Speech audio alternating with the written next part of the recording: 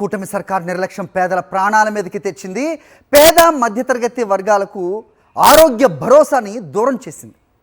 ఎన్టీఆర్ వైద్య సేవ కార్డు తీసుకుని కార్పొరేట్ హాస్పిటల్స్కి వెళ్తే ఉచితంగా వైద్యం అందే రోజులు కనుమరుగయ్యాయి. నెల నెల బిల్లులు కోట్లలో పేరుకుపోవడంతో హాస్పిటల్స్ దివాలా తీసే స్థాయికి చేరుకున్నాయి. 11 నెలలుగా కూటమి ప్రభుత్వం పెట్టిన బకాయిలు 3,500 కోట్లకు పైగా పేరుకుపోయాయి. ఫలితంగా మందులు ఇతర సామాగ్రిని సరఫరా చేసే వారికి బిల్లులు చెల్లించలేని గడ్డు పరిస్థితుల్లో హాస్పిటల్స్ యాజమాన్యాలున్నాయి.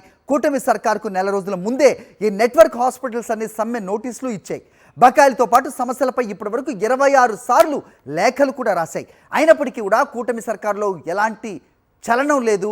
దీంతో మరో గత్యంతరం లేని పరిస్థితుల్లో ప్రభుత్వ నిర్లక్ష్య వైఖరిని నిరసనగా ఏపీ స్పెషాలిటీ హాస్పిటల్స్ అసోసియేషన్ ఇవాళ నుంచి ఆరోగ్యశ్రీ సేవలను పూర్తిగా నిలిపేస్తున్నట్లు ప్రకటించింది. ఆరోగ్యశ్రీ సేవలు నిలిచిపోవడంతో పేదోడిపై ఆర్థిక భారం పడనుంది. బకాయిలు చెల్లించాకే ఆరోగ్యశ్రీ సేవలు మళ్ళీ పునరుద్ధరించాలి అన్న నిర్ణయానికి వచ్చాయి నెట్వర్క్ ఆసుపత్రులు. ఏం జరుగుతుంది ఆంధ్రప్రదేశ్లో మా కరెస్పాండెంట్ అశోక్ అడిగి తెలుసుకుందాం. అశోక్, పేదవాడికి ఆరోగ్య భరోసా కరువైన పరిస్థితుల్లో ఏంటి అతని వద్దున్న ఆప్షన్? సో 26 సార్లు లేఖలు రాసిన ప్రభుత్వం నిమ్మకుండినట్టు ఊరిపోయింది. ఈరోజు వాళ్ళందరూ సమ్మెకి దిగిన సిచ్యువేషన్. ఆరోగ్యశ్రీ మొత్తానికి బంద్ అయిన పరిస్థితి ఏంటి పేదోడి పరిస్థితి?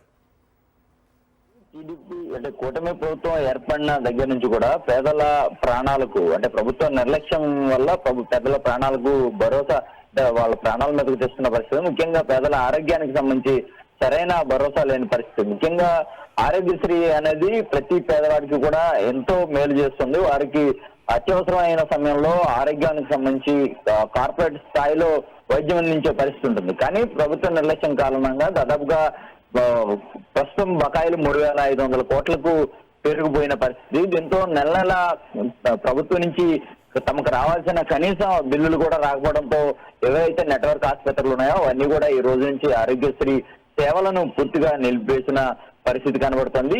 అలాగే అత్యవసర సేవలు కూడా ఉంటాయి ఆరోగ్యశ్రీలో, వాటిని కూడా పూర్తిగా నిలిపివేస్తామని చెప్పి వాళ్ళు చాలా స్పష్టంగా చెప్పారు.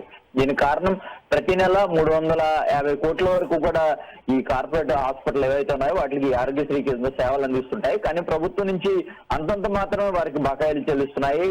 వారు ఏదైనా గట్టిగా అడిగితే గత ప్రభుత్వం మీద నెపం వేస్తున్న పరిస్థితి ఉంది. కానీ ఇంతవరకు కూడా ఈ నెట్వర్క్ ఆసుపత్రులు ఏవైతే ఉన్నాయో వాటికి ప్రభుత్వం నుంచి స్పష్టమైన హామీ ఎప్పుడు రాలేదని చెప్పొచ్చు. ఇప్పటి వరకు 26 సార్లు వారు ప్రభుత్వంతో అనేక దఫాలుగా చర్చలు జరిపారు, అలాగే లేఖలు రాశారు. కానీ చాలా ప్రభుత్వం నుంచి చాలా నిర్లక్ష్య ధోరణి కనిపిస్తోంది. వారి గురించి అసలు పట్టించుకునే పరిస్థితి లేదు. ఏదనంటే వీటికి సంబంధించి అంటే త్వరలో ఒక కొత్త ఇన్సూరెన్స్ పాలసీ ఒకటి తెస్తున్నాం కాబట్టి వీటిలన్నింటినీ ఆ పాలసీ కింద తేవాలని చూస్తుంది ప్రభుత్వం. అయితే నెట్వర్క్ ఆసుపత్రులు కూడా ఆ పాలసీకి మేము వ్యతిరేకం కాదు, కానీ మాకున్న బకాయిలు కూడా క్లియర్ చేయండి. ముఖ్యంగా ప్రస్తుతం 3,500 కోట్లు బకాయిలు పేరుకుపోయాయి కాబట్టి తక్షణం ఇందులో 1,500 కోట్లు బకాయిలు తమకు చెల్లిస్తే ఏవైతే ఈ రోజు నుంచి ఆపేసిన సేవలు ఉంటాయో వాటిని పునరుద్ధరిస్తామని చెప్పి వారు స్పష్టం చేసిన పరిస్థితి ఉంది. ప్రభుత్వం నుంచి కూడా అంతంత మాత్రమే స్పందన వస్తుంది. రైట్.